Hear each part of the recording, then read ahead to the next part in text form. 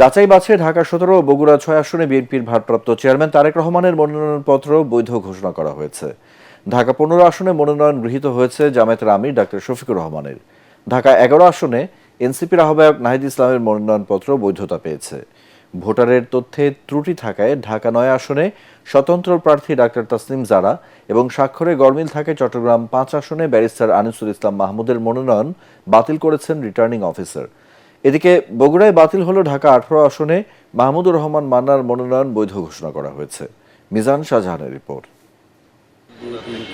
সারা দেশে রিটার্নিং কর্মকর্তার কার্যালয়ে 5 দিন ধরে চলা মনোনয়নপত্র যাচাই বাছাই চলবে রোববার পর্যন্ত। ঢাকা 17 আসনে বিএনপির ভারপ্রাপ্ত চেয়ারম্যান তারেক রহমানের মনোনয়নপত্র বৈধ ঘোষণা করেছেন রিটার্নিং কর্মকর্তা। বগুড়া 6 আসনেও তার মনোনয়নপত্র যাচাই বাছাই শেষে বৈধ ঘোষণা করেন জেলা প্রশাসক ও রিটার্নিং কর্মকর্তা তৌফিকুর রহমান। বগুড়া 7 গাবতলী শাহজাহানপুর আসনে বিএনপির প্রার্থী হিসাবে মনোনয়নপত্র জমা দিয়েছিলেন দলটির চেয়ারপারসন বেগম খালেদা জিয়া। মৃত্যুজনিত কারণে তার মনোনয়নপত্র বাতিল ঘোষণা করেন রিটার্নিং কর্মকর্তা। এই আসনে বিএনপির বিকল্প প্রার্থী গাবতলী উপজেলা বিএনপির সভাপতি মোর্শেদ মিল্টনের মনোনয়নপত্র বৈধ ঘোষণা করা হয়েছে। ঠাকুরগাঁও 1 আসনে বিএনপির মহাসচিব মির্জা ফখরুল ইসলাম আলমগীরের মনোনয়নপত্র বৈধ ঘোষণা করেছেন রিটার্নিং কর্মকর্তা ইশরাত ফারজানা। ঢাকা 15 আসনে জামাতের প্রার্থী দলটির আমির ডাক্তার শফিকুর রহমান ও বিএনপির প্রার্থী শফিকুল ইসলাম মিল্টনের প্রার্থিতা বৈধ ঘোষণা করা হয়েছে। ঢাকা 11 আসনে বৈধ ঘোষণা করা হয়েছে এনসিপির আহ্বায়ক নাহিদ ইসলামের মনোনয়নপত্র। এই আসনে মনোনয়নপত্র বৈধ হয়েছে বিএনপির প্রার্থী এম এ কাইয়ুমের। ঢাকা 11 আসনের জনগণকে নিয়ে মাদক সন্ত্রাস এবং চাঁদামুক্ত একটি কল্যাণ এলাকা আমি তৈরি করতে চাই। ঢাকা 8 আসনে বৈধ ঘোষণা করা হয়েছে এনসিপির মুখ্য সমন্বয়ক নাসির উদ্দিন পাটোয়ারির প্রার্থিতা। ইলেকশনের তফসিল দেওয়ার পরে আমরা নির্বাচন কমিশনকে বাংলাদেশে আর দেখতে পাচ্ছি না। চিফ ইলেকশন কমিশনার থেকে শুরু করে বিভিন্ন জায়গায় বাংলাদেশে বড় ধরনের শোডাউন হচ্ছে পলিটিক্যাল পার্টিগুলোর। আমরা সেই বিষয়ে নির্বাচন কমিশনকে আহ্বান জানাবো, যদি আপনি দায়িত্ব পালনে কোথাও অপারগতা দেখেন বা কোথাও থেকে প্রেশার ফিল করেন, জনগণের সামনে আসুন, জনগণকে চেহারা দেখান। ঢাকা 6 আসনে বিএনপির ইশরাক হোসেন ও ঢাকা 10 আসনে একই দলের রবিউল ইসলাম রবির মনোনয়নপত্র বৈধ হয়েছে। সকলেই যাতে ভোট কেন্দ্রে উপস্থিত হয়ে যার যার পছন্দসই মার্কায় তারা ভোট দিতে পারেন অথবা প্রার্থীদেরকে ভোট দিতে পারেন, সেটি নিশ্চিত করার জন্য আমরা সকল কিছু করার জন্য প্রস্তুত রয়েছি। অন্যদিকে ঢাকা 9 আসনে এনসিপির সদ্য পদত্যাগকারী সিনিয়র যুগ্ম সদস্য সচিব ডাক্তার তাসনিম জারার মনোনয়নপত্র বাতিল করেছেন রিটার্নিং কর্মকর্তা। নির্বাচন কমিশনে আপিলের সিদ্ধান্ত নিয়েছেন এই স্বতন্ত্র প্রার্থী। আজকে যেটা চ্যালেঞ্জ হলো, আসলে আমাদের তো রাইট টু ইনফরমেশন ওভাবে থাকে না। যারা এত কষ্ট করে স্বাক্ষর দিয়েছেন তাদের জন্য নির্বাচন কমিশন কোনো উপায়ও রাখে নাই জানার যে তিনি কোন আসনের ভোটার। আমরা এত কিছু বলি, আমাদের অধিকারের কথা বলি, কিন্তু এই বেসিক তথ্যটা জানার পর্যন্ত আমাদের কোনো উপায় রাখা হয় নাই। এদিকে নোয়াখালী 1 আসনে প্রার্থিতা বৈধ ঘোষণা করা হয়েছে বিএনপির প্রার্থী ব্যারিস্টার এম মাহবুবউদ্দিন খোকনের। মনোনয়নপত্র যাচাই বাছাই শেষে দিনাজপুর 3 আসনে বিএনপির বিকল্প প্রার্থী সৈয়দ জাহাঙ্গীর আলমের মনোনয়নপত্র বৈধ ঘোষণা করা হয়েছে। এই আসনে প্রার্থী ছিলেন বেগম খালেদা জিয়া। এদিকে ব্রাহ্মণবাড়িয়া 6 আসনে বিএনপির জোট প্রার্থী হিসাবে মনোনয়ন বৈধ হয়েছে গণসংহতি আন্দোলনের জোনায়েদ সাকির। মনোনয়নপত্রের স্বাক্ষরে মিল না থাকায় চট্টগ্রাম 5 আসনের সংসদ সদস্য প্রার্থী জাতীয় পার্টির একাংশের চেয়ারম্যান ব্যারিস্টার আনিসুল ইসলাম মাহমুদের মনোনয়ন বাতিল করা হয়েছে। জামালপুর 1 আসনে বিএনপির কেন্দ্রীয় কমিটির কোষাধ্যক্ষ রশিদুজ্জামান মিল্লাতের মনোনয়নপত্র বৈধ ঘোষণা করেছেন রিটার্নিং অফিসার মোহাম্মদ ইউসুফ আলী। খুলনা এ পর্যন্ত 6 আসনের 5টিতে বাছাই শেষ হয়েছে। 42 প্রার্থীর মধ্যে 10টি মনোনয়নপত্র বাতিল ও 1টি স্থগিত করা হয়েছে।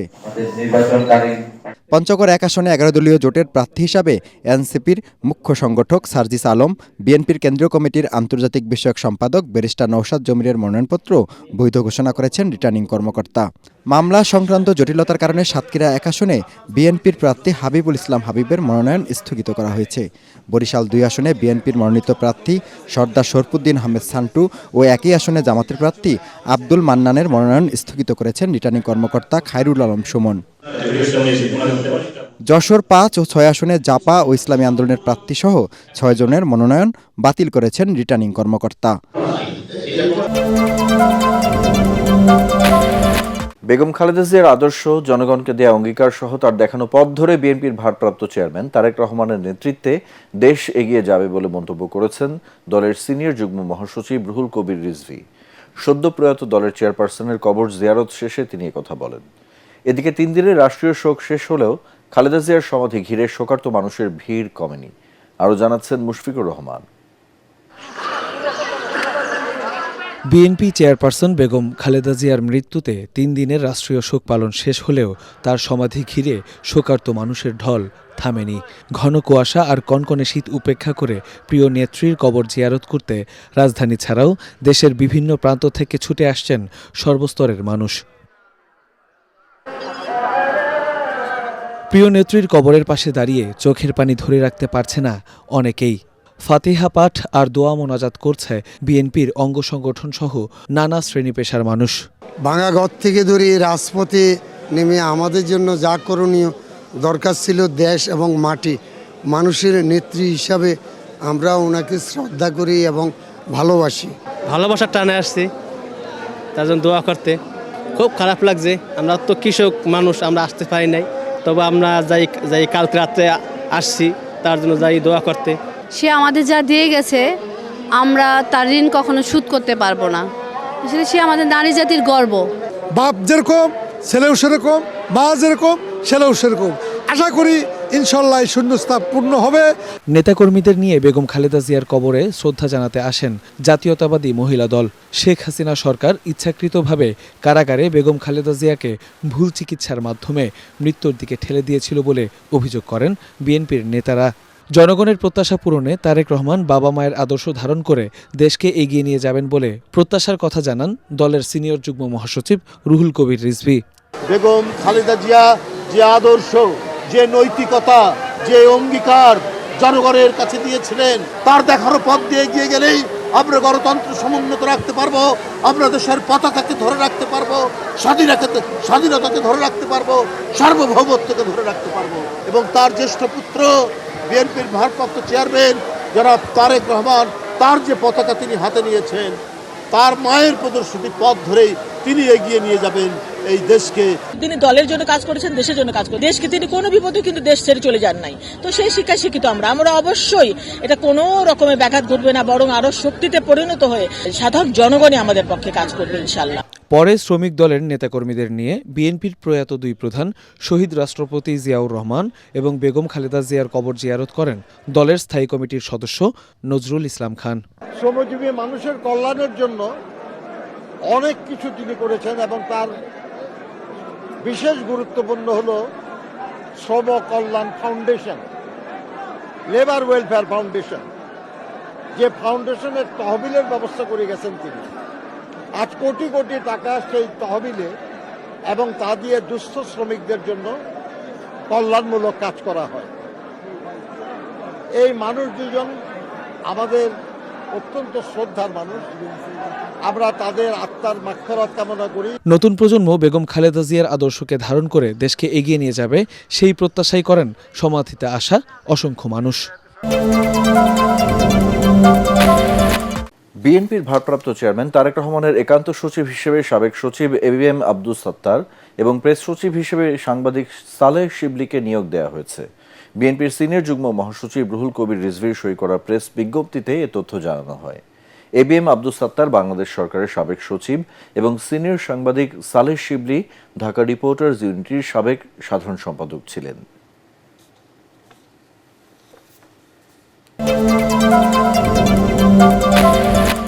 অনিশ্চয়তা ও শঙ্কা নিয়ে সংসদ নির্বাচনে অংশ নিচ্ছে জাতীয় পার্টি। 220টি আসনের প্রার্থী দিয়েছে দলটি। জাপা মহাসচিব শামীম হায়দার পাটোয়ারি জানান, লেভেল প্লেইং ফিল্ড থাকলে এবং মানুষ স্বতঃস্ফূর্ত ভোট দিতে পারলে ইতিবাচক ফলাফল আসবে। মুক্তিযুদ্ধের পক্ষের শক্তি হিসেবেও মানুষের সমর্থন পাবে বলে আশা করেন তিনি। আরও জানাচ্ছেন হুমায়ুন চিশতি। বিগত 3টি জাতীয় সংসদে কখনো সরকারের অংশীদার, কখনো প্রধান বিরোধী দলের ভূমিকায় ছিল জাতীয় পার্টি। আওয়ামী লীগের সাথে আসন ভাগাভাগি, সমঝোতা এবং সংসদে ভূমিকার কারণে গৃহপালিত বিরোধী দলের তকমা পেয়েছিল দলটি। তাই জুলাই গণ আন্দোলনে দলের ইতিবাচক ভূমিকা থাকার পরও জুটেছে ফ্যাসিবাদের দোসরের তকমা। ঐক্যমত্য কমিশন বা নির্বাচন কমিশনের কোনো সংলাপে ডাক পায়নি জাতীয় পার্টি। দলটি নিষিদ্ধেরও দাবি তুলেছে জামায়াত, এনসিপি, গণ অধিকার পরিষদ সহ বিভিন্ন দল। রাজনৈতিক কর্মসূচি চালাতে গিয়েও পড়েছে বাধার মুখে। এমনকি একাধিকবার জাতীয় পার্টির অফিসে আগুন দেওয়ার ঘটনাও ঘটে। বিগত 3টি জাতীয় সংসদে আওয়ামী লীগের সাথে থাকায় সাংগঠনিকভাবে দল ক্ষতিগ্রস্ত হয়েছে বলে স্বীকার করেন মহাসচিব শামীম পাটোয়ারি। এবার আবারও দল ভাঙলেও ভোটের মাঠে এর প্রভাব ফেলবে না বলে মনে করেন তিনি। আমাদেরকে ভোট করতে দিবে কিনা এটা নিয়ে একটি সংশয় ছিল। আমাদেরকে আন্দোলন করে, যুদ্ধ করে, বিপ্লব করে এটা অর্জন করতে হয়েছে। সবাই মিলে একসাথে থাকলে তো অবশ্যই দলে একটা মোমেন্টাম সৃষ্টি হতো অবশ্যই। তবে জাতীয় পার্টি এখন শক্তিশালী হচ্ছে দিন দিন, অনেকে ফিরেও এসেছে। আমাদের 244 জন মনোনয়ন নিয়েছিলেন এবং সেখান থেকে আমরা জানতে পেরেছি প্রায় 220 জনের মতো মনোনয়ন জমা দিয়েছে। দেশব্যাপী আমরা কোটির উপরে ভোট পাবো, এটা আমাদের একটা অ্যাসেসমেন্টে মনে হচ্ছে। জাতীয় পার্টির অনেকেই এবার অনেক ভালো ফল করবে এবং অনেক স্থানে অপ্রত্যাশিত ফলাফলও হবে। আমরা 71-এর পক্ষের শক্তি, মুক্তিযুদ্ধের সুমহান চেতনাকে আমরা খুব জোর দিয়ে আঁকড়ে ধরেছিলাম গত সারা জীবন এবং গত 15 মাস। ফলে আমরা অবশ্যই অনেকের সহানুভূতি ভোটের সময় চাইতে পারি, পেতে পারি। সেটার মধ্যে আওয়ামী লীগও থাকবে। বিভিন্ন ইসলামী দলের সাথে জোট করার কথা শোনা গেলেও শেষ পর্যন্ত জাতীয় পার্টির সাথে কোনো জোট হয়নি। তবে সম্ভাবনা শেষ হয়নি বলেও জানান জাপা মহাসচিব। ইসলামিক দল যদি কেউ আসে বা আমরা যদি কারোর কাছে যাই, সেখানে স্থানভেদে কিছু জোট হতে পারে। রাজনীতি শেষ কথা বলে কিছু নাই। সামনের 10-15 দিনে আমার মনে হয় অনেক পলিটিক্যাল টার্নই আসবে। কোনো সমঝোতা বা আসন বিন্যাস বিএনপির সাথে হবে এরকম কোনো আলামত আমরা দেখি না। তো বিএনপির সাথে বন্ধুত্বপূর্ণ সম্পর্ক রাখতে আমরা আগ্রহী।